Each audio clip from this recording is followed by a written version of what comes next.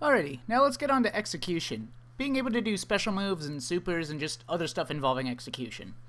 I'll talk about beginner level stuff and then maybe touch on some harder shit. So this game has a bunch of characters. Some of them have execution barriers unique to them. Some stuff is genuinely harder than other stuff, but really, if you're worried about execution, don't be. It's no different from getting your thumb used to controlling a first-person camera in a shooter. You know, just a little bit of practice and it'll get easier and easier. So you can look up other videos that actually show a human being using a controller, preferably in slow motion, not just some weird, creepy voice seeping into your ears like in this video. I won't stress too much about how to execute, since I don't use all the different kinds of controllers in the first place. I play on a DualShock 4 pad, and even then, I recently wanted to buy a new controller. I got one off Amazon. It fucking blows. It's the worst I've ever seen. I thought it was just a break-it-in situation, but it just sucks. The buttons have way too much resistance. Using the pad would probably give me tinnitus. Eventually.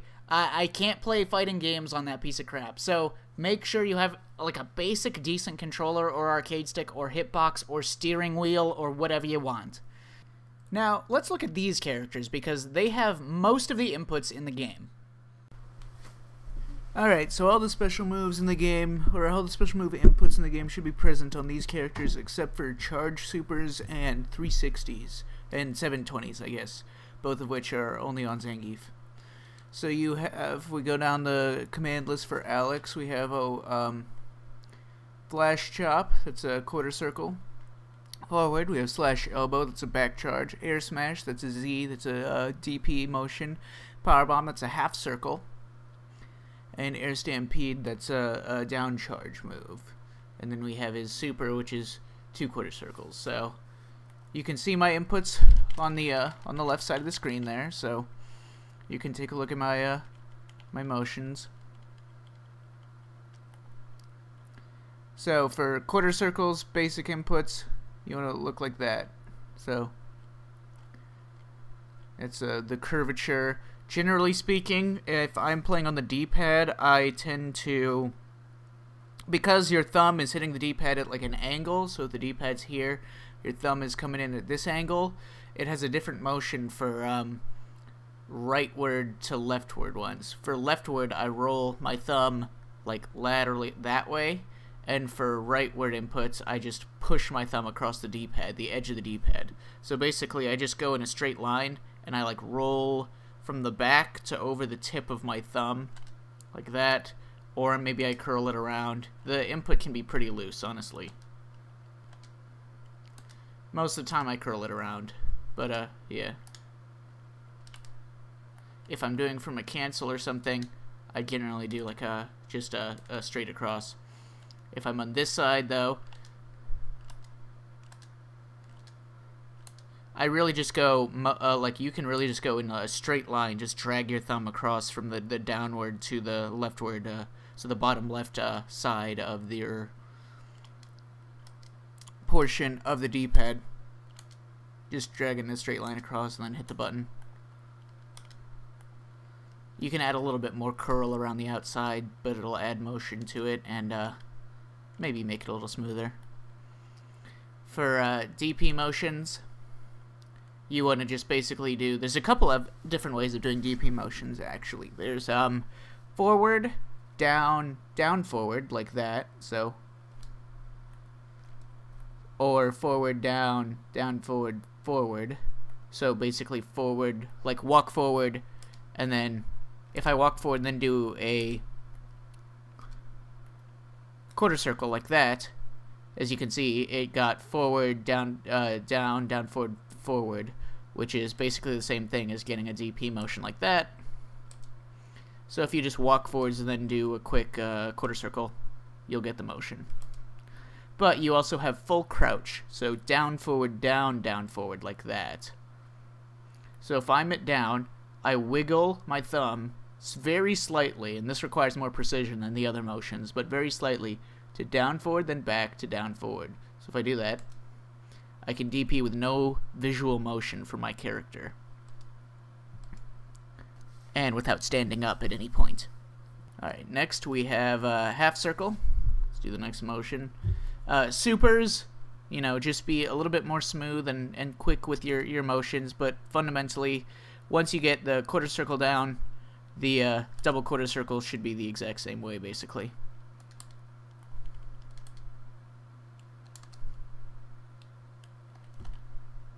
And half circles, as the name implies. Now, generally speaking, half circles, you want to hit forward, down, and back, most importantly. The other ones don't matter quite as much.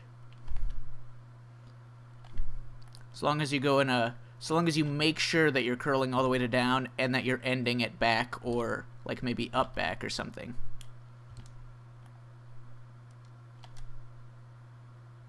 So as you can see, that's basically the motion that I do most of the time. Forward, down, back is what the game got from it. So I basically just curl like a backwards quarter circle from forward to down, and then I just drag it straight to back. So it's really like hooking and then pulling straight to back. So from forward, I go down. So from forward, I go down, and then I drag it straight to back, and that's generally how I do it the fastest. So my motions look like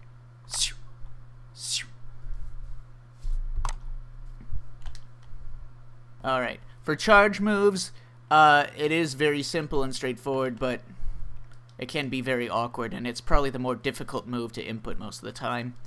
So if you're like holding down, then you tap up in a button, or you drag it to up in a button pretty quickly. And that's how you get it. You're holding back for a bit, and then you press forward. Now, the timing for these are actually different from each other. You have to hold for slightly different amounts of time for down charges as opposed to back charges. So as you can see, I can do dash up, low short, crouch jab into this down charge move, but I can't do it into a forward or back charge move, because back charging takes slightly longer than down charging. Down charging, you're allowed to get it a little bit faster. Ed has very simple motions or special move inputs. For a lot of his, you just press like 2 buttons at the same time. Super easy, anyone can do this. For this, you just press 3 buttons at the same time, which you can macro to a single button. So I'm just pressing 1 button to get this move. His only other motion, other than he has a double quarter circle super, but the only other motion that has like complexity or nuance to it is he has this move, which happens literally when you mash a button. So if you mash a button fast enough, punch button, you'll get this input, you'll get this flicker to come out. Now, any punch button can be taken, so if you just loop the different punch buttons without accidentally hitting 2 of them in a row, or at the same time, because you'll get, if you hit 2 buttons at the same time, you'll get that. So if you delicately go between all the buttons really quickly without getting exactly 2 of them at the same time, see that? I didn't want that, I wanted flicker. There we go. Try every single one of them, look up videos of real people doing these inputs if you need help, and each input that you try, do it over and over until you can get like 5 of them in a row. Try doing it as slow as it will take the input. Try doing it quickly, do it on the left side, the right side of the opponent, using all that same standard. When your muscle memory for inputs hasn't been built yet, you can tend to overexert your fingers. Worry more about the timing and flow than mashing your thumb against the pad. There's usually just 1 or 2 simple tricks that you can employ to improve your success with each execution instead of just trying harder. So work around the movement of your fingers until you find it and hone in on it a little bit.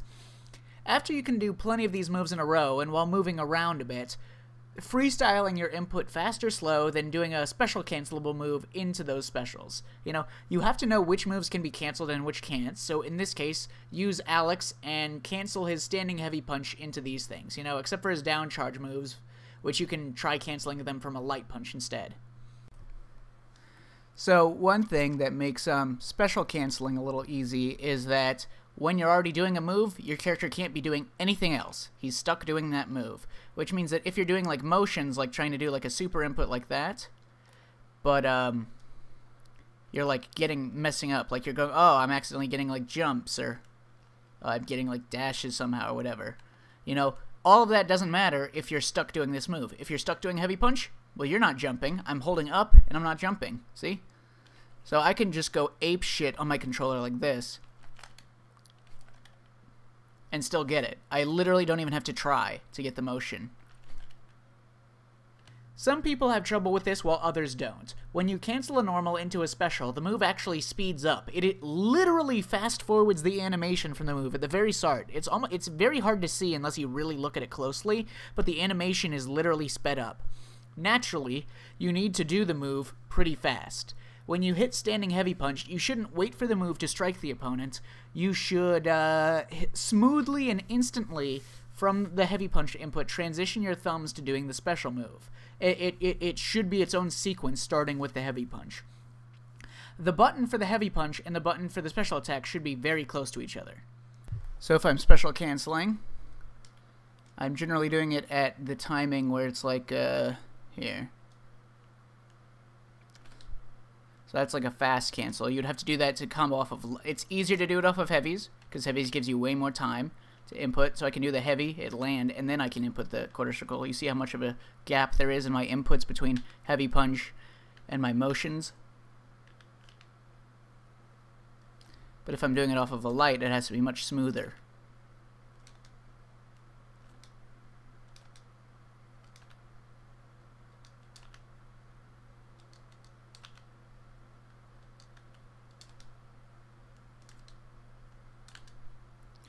Where your button immediately goes into a transition into the motions for your D-pad.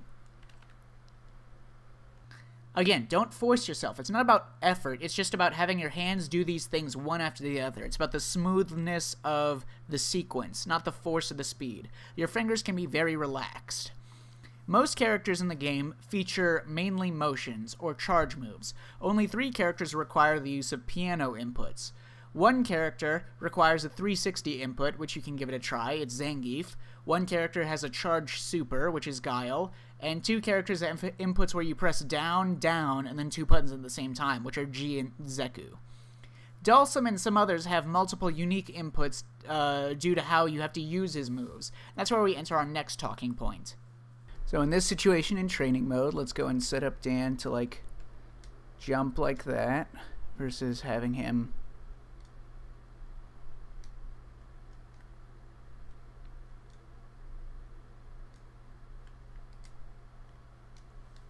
Alright, so if he jumps at us, we can input our DP motion like this.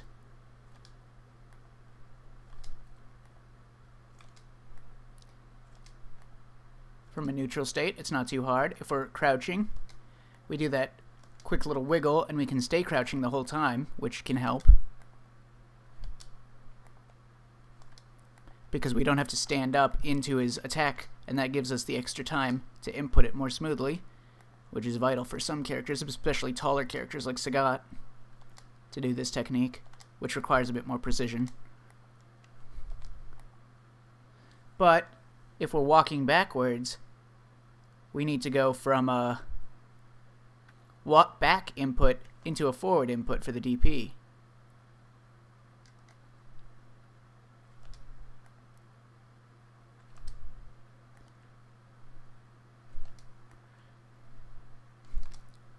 Which, if we're not already expecting the jump, especially, can be hard to get your thumbs in there the right pace. So it's your decision if you want to transition from holding back to doing the forward into quarter circle motion for the DP, like the zigzag, like that, or if you want to transition from back into going into crouch and doing the crouch wiggle, which requires more precision, but will give you more time.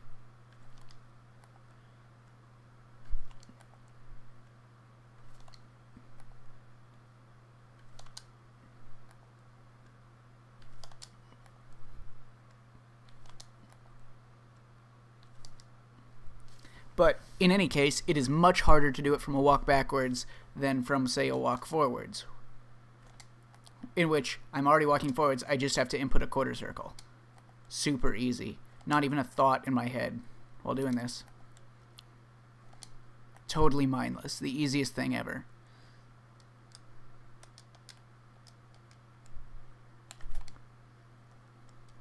So, if you're playing a DP character, you might want to not only pay attention to, you know, your spacing or anything, but the recency of your motions. You know, you don't want to necessarily wiggle walking back like this too much.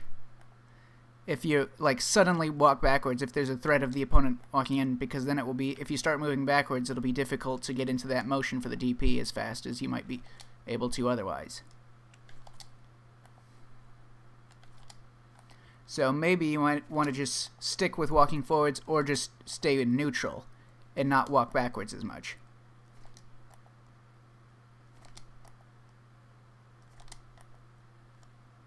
Or just tap backwards like for a little bit and then let go of it so that your thumb is, by the time you can react to what's happening, you can easily transition to a DP motion without it being from holding back like that. Or you can see I'm smoothly going into the crouch state because I find it slightly easier to do that than, but it's still hard. So execution for these special moves doesn't end at just timing buttons presses correctly or doing motion smoothly. Sometimes things get combined in weird ways, where doing one move in a certain situation is harder than in this other situation. So from those execution things, we need to use those new tools to develop useful shit for our matches, right?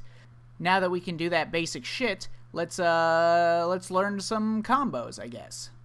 This is something some players have an issue with at first, and it's getting links, or taking actions within a buffer window.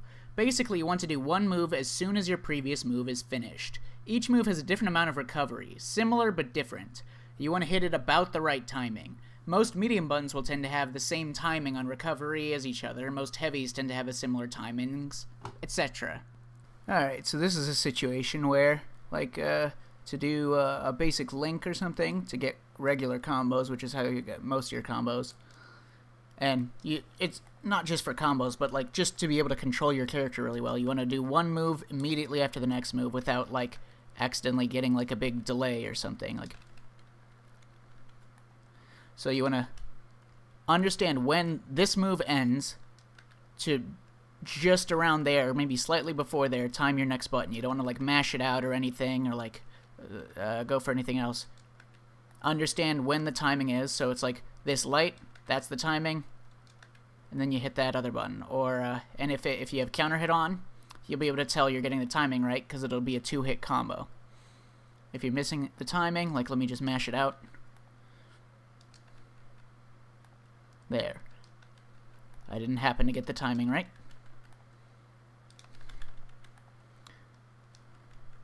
There. I was mashing, but not super fast mashing, and my mashing didn't happen to get the timing right. So just hit the button, then hit the next button at around the right timing. There's a big buffer window in the game, so it'll give you your inputs generally most of the time that you go for them. So if you do a medium, you wait slightly longer because the medium has longer hit stop and longer recovery. And then you hit that other medium. You don't need a counter hit for this one. So yeah, if you're doing it at the right timing, you'll get that 2-hit combo. So yeah, lots of moves function this way, and then there's also like other special moves and such, where this has its own timing that you'll have to learn, like when it recovers, so that you can correctly time your next button. Because if you don't time it right, if I time it there, but it's too early, if I hit my button there, it's not going to work. So practicing the ending of your move so you can get the right timing. See, that was too late. That was about the right time.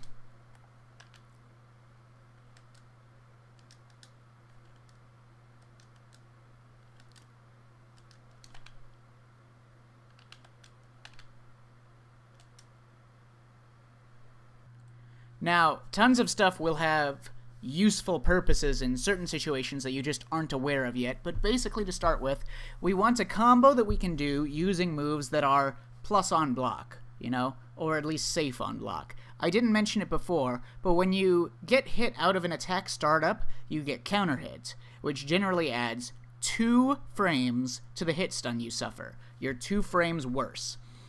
Some moves have crush counter properties, some heavy attacks, and 1 or 2 V skills, where totally unique stuff happens when those particular moves get counter hits.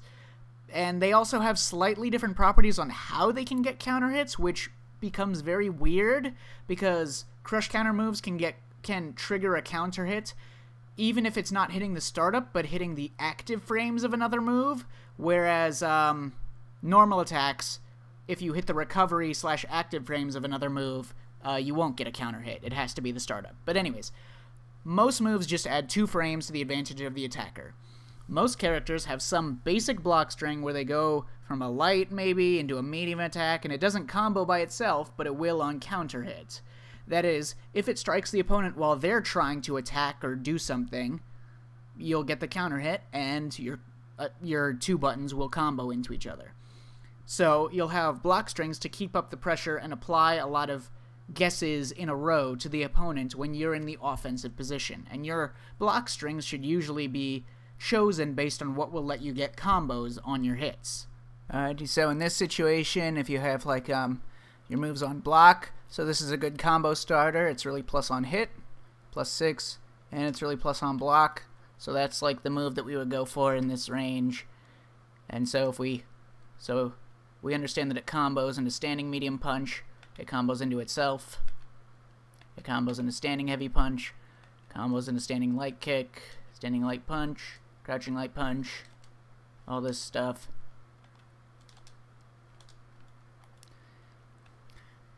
So if we do these moves on block,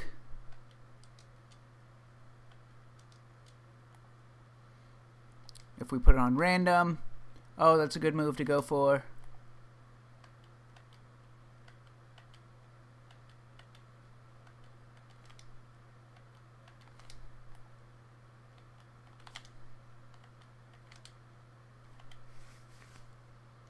Like so.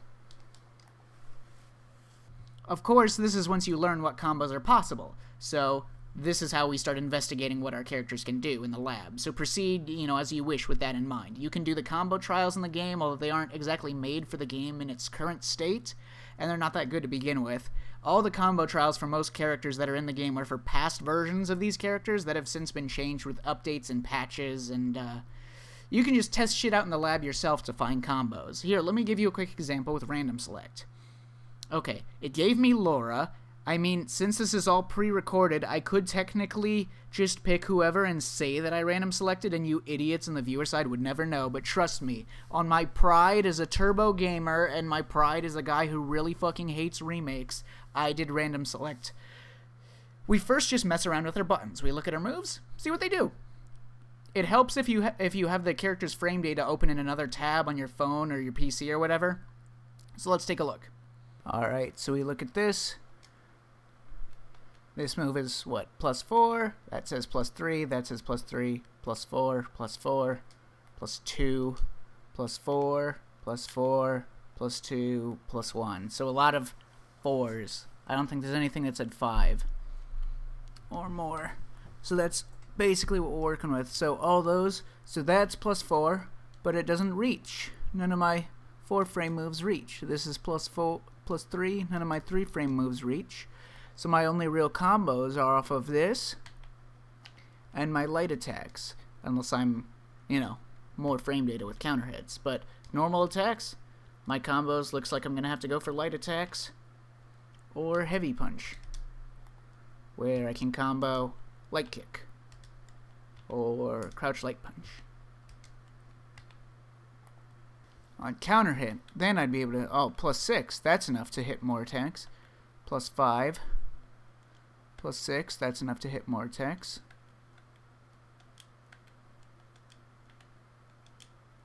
And that one has a lot of hits done, so you have a lot of time to see this move. Those would be my combos. And this is what, +3 on block, that's +2 on block. This is +3, that's +1, that's 2. Heavy punch and medium kick are minus. So it looks like I'm either doing lights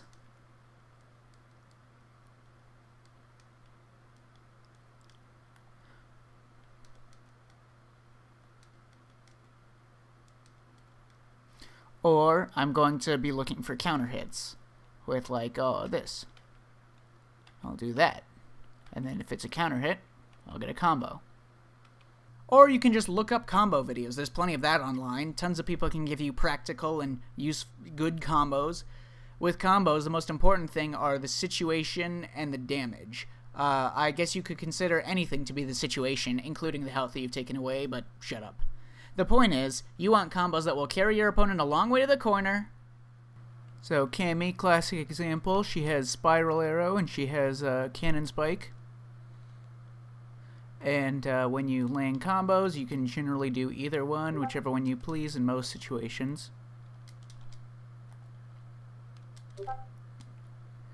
But if I land Cannon Spike, I'm not very close to the opponent afterwards. And the opponent hasn't gone very far to the corner. But if I do this one, it's much better. You want combos that will leave you in an offensive situation so you can possibly yield more reward than you already did with the combo. Practice the combos you find and see the value until you can do each combo consistently, the combos that you're going to try to use in matches. You can fight the CPU if you want to just get some extra practice doing the combos correctly without messing up in a situation that will feel slightly more similar to a real match. But, you shouldn't be anxious about just playing and losing against some people online. Then, like, you know, practice set play, like practice meaties off those combos. You can do meaties off of quick training segment. So here, we'll record a wake-up button for Chun-Li. So we'll have her do crouch light kick. God damn it. And so now, when we do our regular attacks, she's going to wake up with that. So we're going to practice timing our attacks so that we beat her. We don't lose. If we do something too slow, we're going to lose.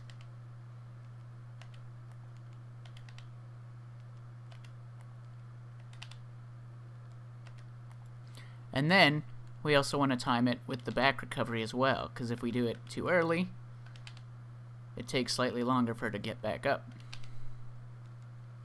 So we'll figure out the timing for that one.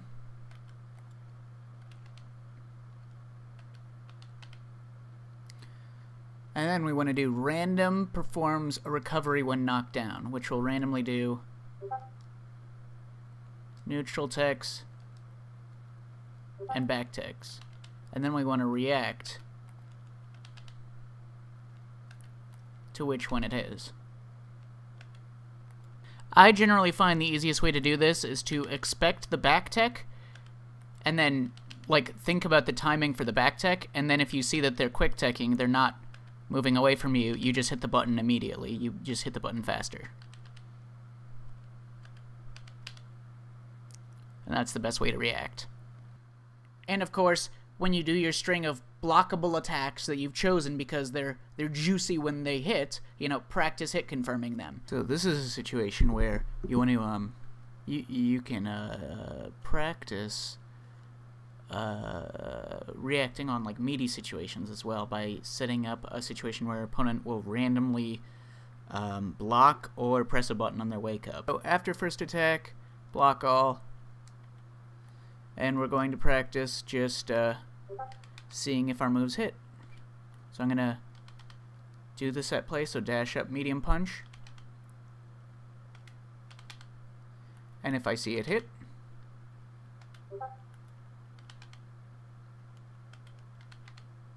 I'm going to combo off of it.